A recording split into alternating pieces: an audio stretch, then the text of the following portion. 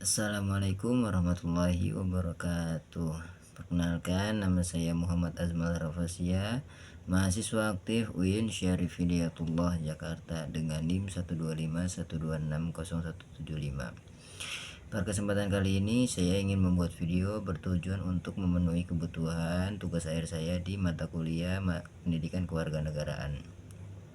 Pada kesempatan kali ini saya membawa kasus yang sangat kontroversial di dalam ketatanegaraan Indonesia, yaitu kontroversi di mana batas minimum usia wakil presiden pasca putusan Mahkamah Konstitusi nomor 90 garis miring PUU strip XXI strip 2023.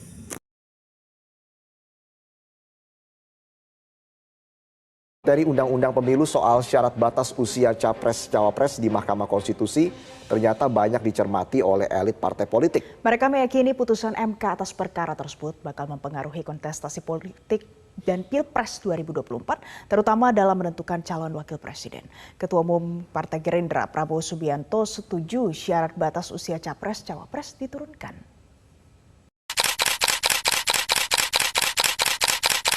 Kasus ini bermula dari putusan Mahkamah Konstitusi nomor 90 garis miring PUU strip XXI garis miring 2023 yang dibacakan pada 16 Oktober 2023.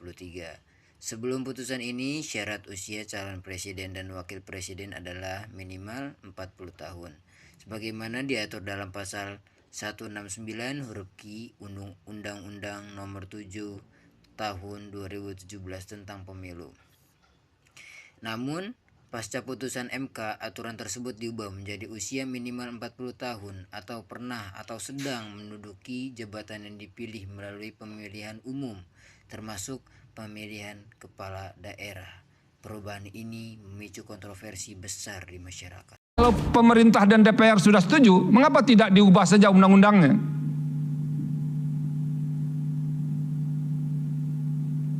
Jadi tidak perlu melempar isu ini, soal ini di Mahkamah Konstitusi untuk diselesaikan. Jadi tidak ada perbedaan karena dari DPR tadi implisit itu sudah setuju dan tidak ada perbedaan di fraksi-fraksinya.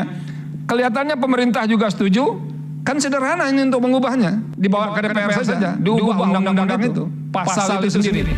Foto-foto ini adalah wajah dari sebuah putusan yang mengubah peta politik Indonesia.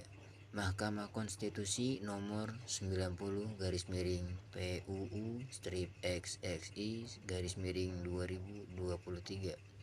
Disinilah para hakim Suhartoyo, Arif Hidayat, Daniel Yusmik, serta Isra dan Saldi Isra memutuskan bahwa batas usia 40 tahun bukan harga mati, asalkan calon memiliki pengalaman sebagai kepala daerah. Akibatnya, Gibran Rakabuming Raka yang saat itu berusia 36 tahun resmi menyalonkan sebagai cawapres pendamping Prabowo Subianto. Yang menarik, secara hukum Mahkamah Konstitusi menyatakan tidak ada pelanggaran. Namun, secara etik Majelis Kehormatan Mahkamah Konstitusi justru memvonis Anwar Usman karena terbukti melanggar kode etik. Foto ini bukan sekadar dokumentasi sidang, tapi simbol dari tarik ulur antara hukum, kekuasaan, dan moralitas publik. Putusan Mahkamah Konstitusi nomor 90 tahun 2023 telah usai. Gibran Rakabuming Raka resmi melangkah sebagai wapres.